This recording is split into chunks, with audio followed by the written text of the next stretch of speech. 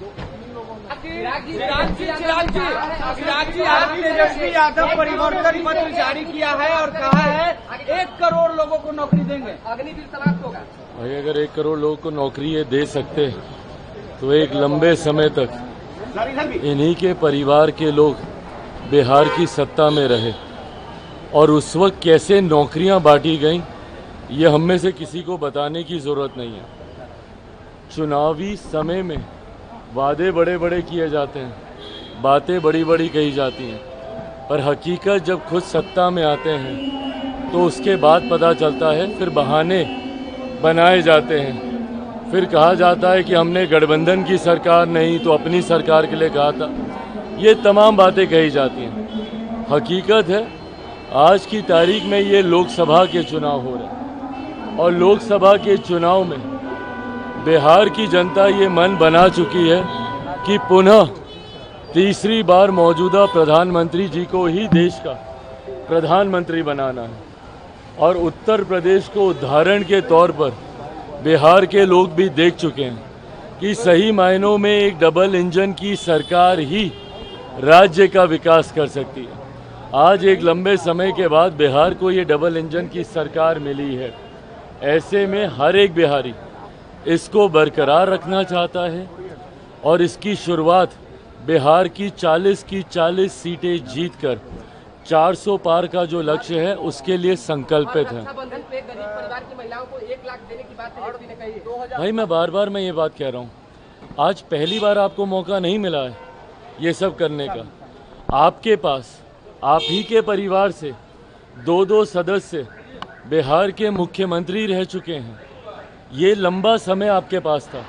अगर ये तमाम वादे तब पूरे कर लिए जाते तो संभवतः आज बिहार एक पिछड़ा राज्य नहीं कहलाता। तो ये सबको समझ में आ रहा है कि भैया खाने के दांत कौन से हैं और दिखाने के दांत कौन से हैं। 1 करोड़ लोगों को नौकरी देंगे, अग्निवीर समाप्त होगा। भाई अगर 1 करोड़ लोगों को नौकरी ये दे सकते तो एक लंबे समय तक इन्हीं के परिवार के लोग बिहार की सत्ता में रहे, और उस वक्त कैसे नौकरियां बांटी गईं ये हम में से किसी को बताने की ज़रूरत नहीं है।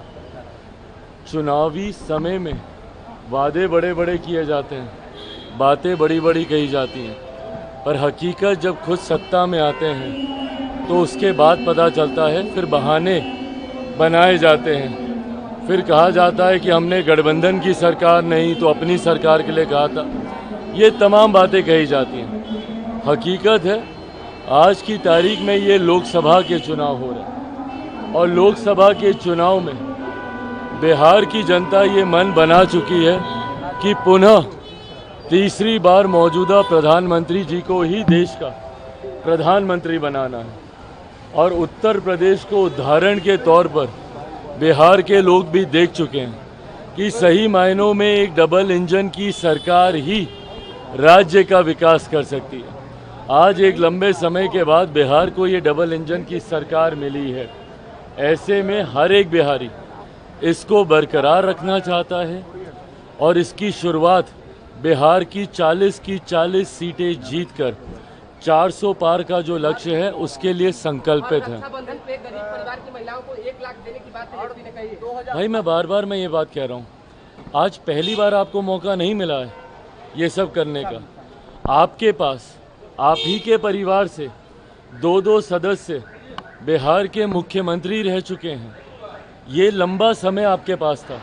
अगर ये तमाम वादे तब पूरे कर लिए जाते तो संभवतः आज बिहार एक पिछड़ा राज्य नहीं कहलाता। तो ये सबको समझ में आ रहा है कि भैया खाने के दांत कौन से हैं और दिखाने के दांत कौन से हैं।